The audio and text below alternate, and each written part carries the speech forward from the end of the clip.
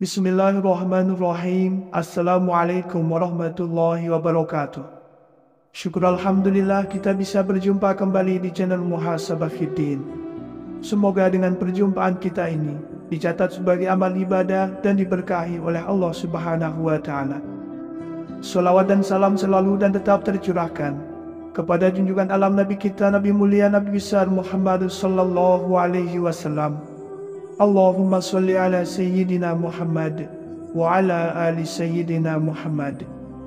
Harapan dan doa saya kepada sahabat semua, saudara semua dimanapun berada yang sedang menonton video ini, semoga Allah Subhanahu wa Ta'ala senantiasa memberikan kesehatan, keafiatan, dipanjangkan umur, dimurahkan rezeki, dimudahkan segala urusan, dan tetap dalam lindungan Allah Subhanahu wa Ta'ala. Amin, Allahumma amin. Sahabat beriman yang dirahmati Allah, subuh adalah waktu yang amat istimewa. Waktu di mana terjadi pergantian dari malam ke pagi, dari gelap menuju terang. Subuh sering diungkapkan secara khusus dalam beberapa ayat Al-Quran. Dan demi subuh apabila fajarnya mulai menyingsing. Quran Surah At-Takwir ayat 18. Katakanlah, aku berlindung kepada Tuhan yang menguasai subuh. Quran Surat Al-Falaq ayat 1. Jika Anda sering bangun pagi dan mendengarkan azan subuh, tentu Anda akan mendengar kalimat As-salatu khairum minan naum, yang artinya solat lebih baik daripada tidur, di mana kalimat tersebut tidak terdapat pada azan di waktu solat lain. Dalam kalimat tersebut Allah memberikan isyarat kasih sayang pada hambanya, di mana pada waktu tersebut diperintahkan untuk menjalankan solat subuh. Waktu subuh sendiri memiliki banyak kejadian besar dan keistimewaan. Yang pertama adalah disaksikan oleh para malaikat. Subuh begitu istimewa bagi umat Islam, hingga Allah Subhanahu wa Ta'ala menurunkan perintah salat subuh sebagaimana firman-Nya dalam Quran Surah Al-Isra ayat 78. Dirikanlah salat sesudah matahari tergelincir sampai gelap malam, dan dirikanlah pula salat subuh. Sesungguhnya salat subuh itu disaksikan malaikat. Orang yang menjalankan salat subuh akan mendapat perhatian Allah pada hari kiamat, karena berkumpulnya para malaikat malam dan siang di waktu tersebut, di mana para malaikat melaporkan langsung kepada Allah Subhanahu wa Ta'ala apa saja yang dikerjakan hambanya di waktu subuh, dan mendoakan kebaikan bagi mukmin yang menjalankan salat subuh. Yang kedua, salah satu penyebab masuk surga. Terkadang kaum mukmin lalai dalam menjalankan salat subuh, lebih memilih untuk melanjutkan tidurnya daripada bangun untuk melaksanakan sholat. Orang yang menjalankan sholat subuh tepat waktu, baginya akan menjadi jalan masuk surga. Dalam sebuah hadis mengatakan, barang siapa yang mengerjakan sholat bardain, yaitu subuh dan asar, maka dia akan masuk surga. Hadis riwayat Bukhari dan Muslim. Yang ketiga, salah satu penghalang masuk neraka. Sholat subuh yang memiliki jumlah rakaat paling sedikit dibanding sholat wajib lainnya, terkadang menjadi sholat terberat bagi sebagian umat muslim. Bagi yang menjalankan sholat subuh, baginya dapat menjadi penghalang masuk neraka. Seperti yang disampaikan dalam hadis berikut, sekali-kali tidak akan masuk neraka orang yang mengerjakan sholat sebelum matahari terbit di ufuk timur. Hadis riwayat Muslim dan Abu Daud. Yang keempat, berada dalam jaminan Allah. Barang siapa sholat subuh maka dia berada dalam jaminan Allah. Hadis riwayat Muslim. Orang yang menjalankan sholat subuh mendapat jaminan keselamatan dari Allah. Allah akan memberikan perlindungan sepanjang hari tersebut, membuat hari menjadi lebih bersemangat dan terhindar dari rasa malas. Yang kelima, pahala seperti sholat satu malam. Bagi yang menjalankan sholat subuh berjamaah, Allah memberikan keistimewaan berupa pahala, seolah-olah orang tersebut menjalankan sholat sepanjang malam. Dan barang siapa yang sholat subuh berjamaah, maka seolah-olah dia sholat seluruh malamnya. Hadis riwayat Muslim. Yang keenam, bercahaya di hari kiamat. Bekas wudhu dan langkah kaki orang yang menjalankan sholat subuh berjamaah akan menjadi cahaya di hari kiamat menurut Islam. Kelak itu akan membedakan dengan umat lainnya dan menjadi jalan mendapat syafaat Nabi Muhammad SAW.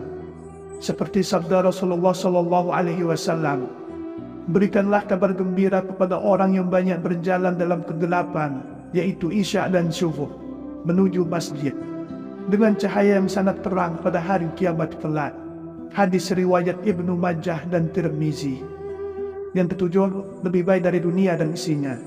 Sholat subuh dianggap sebagai amalan yang kebaikannya melebihi dunia beserta isinya. 2 rakaat sholat subuh itu lebih baik dari dunia beserta isinya. Hadis riwayat Muslim dan Ahmad. Yang kedelapan, melepaskan 3 ikatan setan. Setan senantiasa menjerumuskan manusia untuk menjauhi perintah Allah. Sholat subuh dapat melepaskan diri dari tipu daya setan. Setan membuat 3 ikatan di tengkuk salah seorang dari kalian ketika tidur. Di setiap ikatan, setan akan mengatakan, "Malam masih panjang, tidurlah." Jika dia bangun dan berzikir kepada Allah, lepaslah 1 ikatan. Jika dia berwudu, lepas lagi 1 ikatan. Jika dia kemudian mengerjakan sholat, lepaslah ikatan yang terakhir. Yang kesembilan, terhindar dari kencing setan. Setan senantiasa punya cara untuk menyesatkan manusia. Mereka tidak pernah lelah menggoda manusia dari segala penjuru. Mereka melakukan tindakan agar manusia menghindari perbuatan-perbuatan yang baik. Dalam sebuah hadis riwayat Al-Bukhari dan Muslim, Ibnu Mas'ud radhiyallahu anhu mengatakan bahwa salah satu tindakan setan yang menyesatkan ialah mencinyi manusia.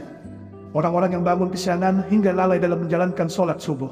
Disebutkan kepada Nabi Muhammad SAW, ada seorang laki-laki yang tidur semalaman hingga waktu pagi dan kehilangan waktu subuh.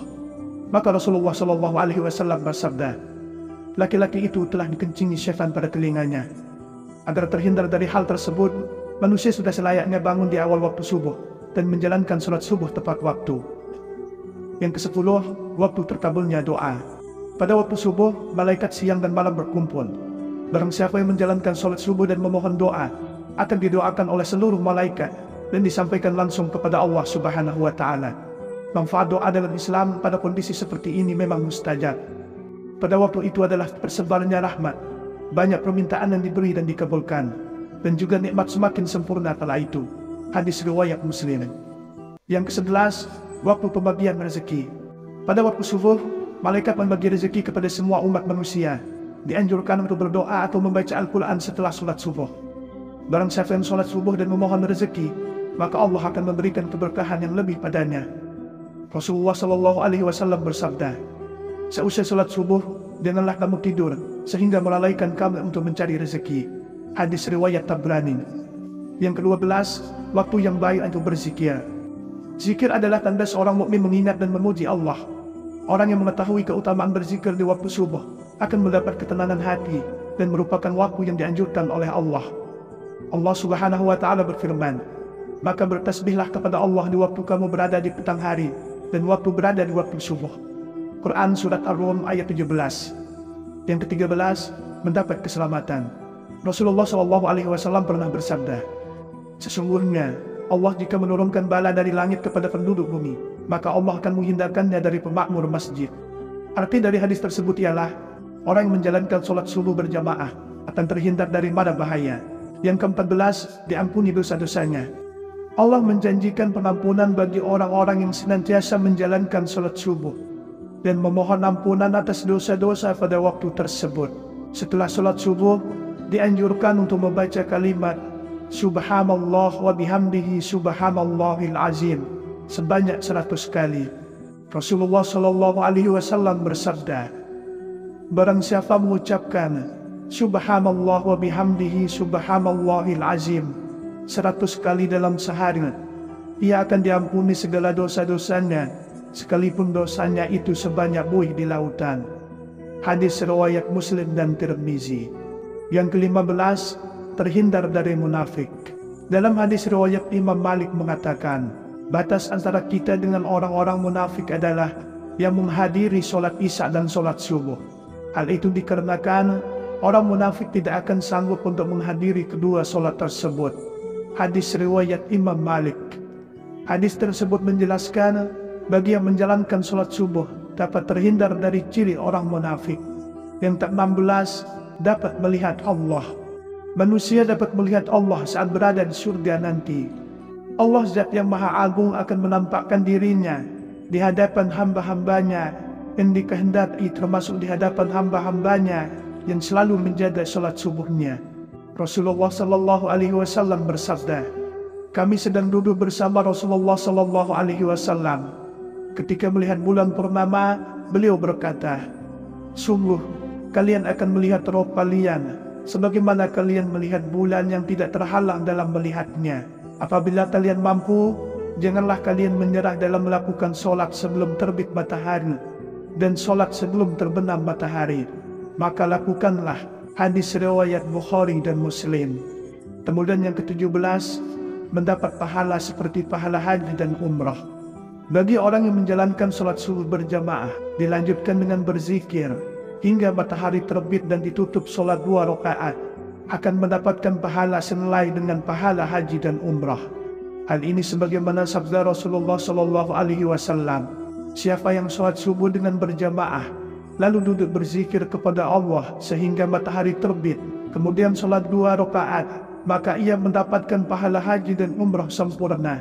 Hadis riwayat At-Tirmizi. Waktu subuh sendiri memiliki banyak kejadian besar dan keistimewaan. Yang pertama adalah disaksikan oleh para malaikat. Subuh begitu istimewa bagi umat Islam hingga Allah Subhanahu wa Ta'ala menurunkan perintah salat subuh sebagaimana firman-Nya dalam Quran surah Al-Isra ayat 78. Dirikanlah salat sesudah matahari tergelincir sampai gelap malam, dan dirikanlah pula salat subuh. Sesungguhnya salat subuh itu disaksikan malaikat. Orang yang menjalankan salat subuh akan mendapat perhatian Allah pada hari kiamat, karena berkumpulnya para malaikat malam dan siang di waktu tersebut, di mana para malaikat melaporkan langsung kepada Allah Subhanahu wa Ta'ala apa saja yang dikerjakan hambanya di waktu subuh, dan mendoakan kebaikan bagi mukmin yang menjalankan sholat subuh. Yang kedua, salah satu penyebab masuk surga. Terkadang kaum mukmin lalai dalam menjalankan sholat subuh, lebih memilih untuk melanjutkan tidurnya daripada bangun untuk melaksanakan sholat. Orang yang menjalankan sholat subuh tepat waktu, baginya akan menjadi jalan masuk surga. Dalam sebuah hadis mengatakan, barang siapa yang mengerjakan sholat bardain, yaitu subuh dan asar, maka dia akan masuk surga. Hadis riwayat Bukhari dan Muslim. Yang ketiga, salah satu penghalang masuk neraka. Sholat subuh yang memiliki jumlah rakaat paling sedikit dibanding sholat wajib lainnya, terkadang menjadi sholat terberat bagi sebagian umat muslim. Bagi yang menjalankan sholat subuh, baginya dapat menjadi penghalang masuk neraka. Seperti yang disampaikan dalam hadis berikut, sekali-kali tidak akan masuk neraka orang yang mengerjakan sholat sebelum matahari terbit di ufuk timur. Hadis riwayat Muslim dan Abu Daud. Yang keempat, berada dalam jaminan Allah. Barang siapa sholat subuh maka dia berada dalam jaminan Allah. Hadis riwayat Muslim. Orang yang menjalankan sholat subuh mendapat jaminan keselamatan dari Allah.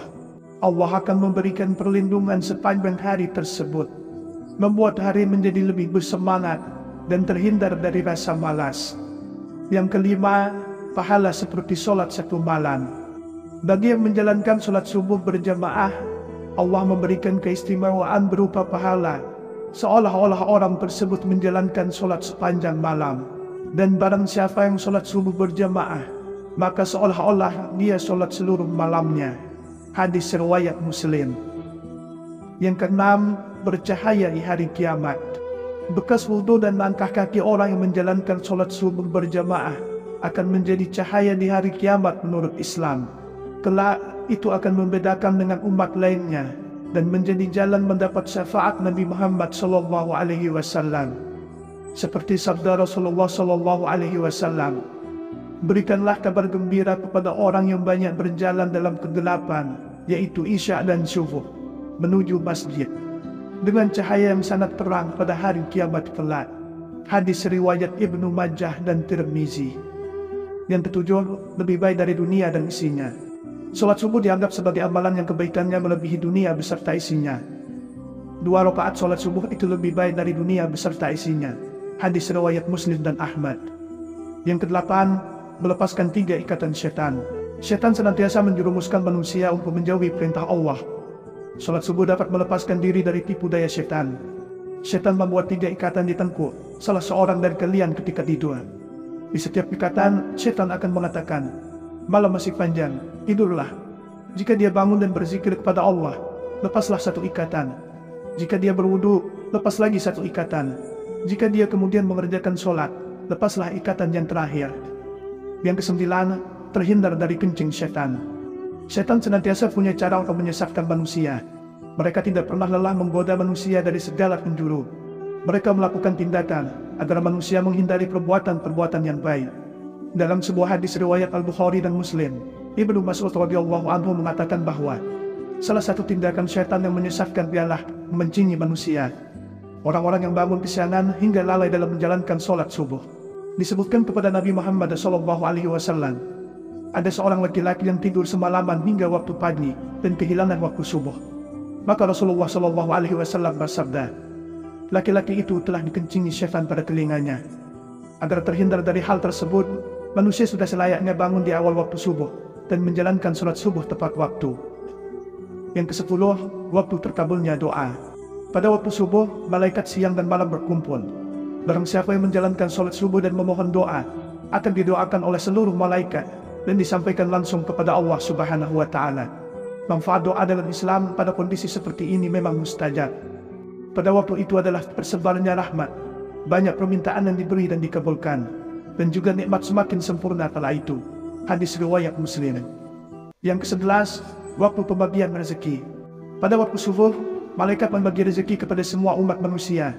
Dianjurkan untuk berdoa atau membaca Al-Quran setelah sholat subuh. Barang siapa yang sholat subuh dan memohon rezeki, maka Allah akan memberikan keberkahan yang lebih padanya. Rasulullah SAW bersabda, seusai sholat subuh, janganlah kamu tidur sehingga melalaikan kamu untuk mencari rezeki. Hadis riwayat Tabrani. Yang ke-12, waktu yang baik untuk berzikir. Zikir adalah tanda seorang mukmin mengingat dan memuji Allah. Orang yang mengetahui keutamaan berzikir di waktu subuh akan mendapat ketenangan hati dan merupakan waktu yang dianjurkan oleh Allah. Allah Subhanahu wa Ta'ala berfirman, maka bertasbihlah kepada Allah di waktu kamu berada di petang hari dan waktu berada di waktu subuh. Quran Surat Ar-Rum ayat 17. Yang ke-13, mendapat keselamatan. Rasulullah SAW pernah bersabda, sesungguhnya Allah jika menurunkan bala dari langit kepada penduduk bumi, maka Allah akan menghindarkannya dari pemakmur masjid. Arti dari hadis tersebut ialah, orang yang menjalankan sholat subuh berjamaah akan terhindar dari mara bahaya. Yang ke-14, diampuni dosa-dosanya. Allah menjanjikan penampunan bagi orang-orang yang senantiasa menjalankan sholat subuh dan memohon ampunan atas dosa-dosa pada waktu tersebut. Setelah sholat subuh, dianjurkan untuk membaca kalimat Subhanallah wa bihamdihi subhanallahil azim sebanyak 100 kali. Rasulullah SAW bersabda, barang siapa mengucapkan Subhanallah wa bihamdihi subhanallahil azim 100 kali dalam sehari, ia akan diampuni segala dosa-dosanya, sekalipun dosanya itu sebanyak buih di lautan. Hadis riwayat Muslim dan Tirmizi. Yang ke-15, terhindar dari munafik. Dalam hadis riwayat Imam Malik mengatakan, batas antara kita dengan orang-orang munafik adalah yang menghadiri sholat isya dan sholat subuh. Hal itu dikarenakan orang munafik tidak akan sanggup untuk menghadiri kedua sholat tersebut. Hadis riwayat Imam Malik. Hadis tersebut menjelaskan bagi yang menjalankan sholat subuh dapat terhindar dari ciri orang munafik. Yang ke-16, dapat melihat Allah. Manusia dapat melihat Allah saat berada di surga nanti. Allah Zat yang Maha Agung akan menampakkan dirinya di hadapan hamba-hambanya yang dikehendaki, termasuk di hadapan hamba-hambanya yang selalu menjaga sholat subuhnya. Rasulullah SAW bersabda, kami sedang duduk bersama Rasulullah SAW. Ketika melihat bulan purnama, beliau berkata, sungguh kalian akan melihat Rabb kalian sebagaimana kalian melihat bulan yang tidak terhalang dalam melihatnya. Apabila kalian mampu, janganlah kalian menyerah dalam melakukan sholat sebelum terbit matahari dan sholat sebelum terbenam matahari. Maka lakukanlah. Hadis riwayat Bukhari dan Muslim. Kemudian yang ke-17, mendapat pahala seperti pahala haji dan umrah. Bagi orang yang menjalankan sholat subuh berjamaah, dilanjutkan dengan berzikir hingga matahari terbit dan ditutup sholat 2 rakaat, akan mendapatkan pahala senilai dengan pahala haji dan umrah. Hal ini sebagaimana sabda Rasulullah SAW, siapa yang sholat subuh dengan berjamaah, lalu duduk berzikir kepada Allah sehingga matahari terbit, kemudian sholat 2 rakaat, maka ia mendapatkan pahala haji dan umrah sempurna. Hadis riwayat At-Tirmizi. Sahabat beriman yang dirahmati Allah, mari kita biasakan bangun pagi dan menjalankan sholat subuh tepat waktu. Selain menjalankan kewajiban sebagai umat muslim, sholat subuh juga memberi hikmah berupa melatih kedisiplinan diri dan mencegah rasa malas. Wassalamualaikum warahmatullahi wabarakatuh.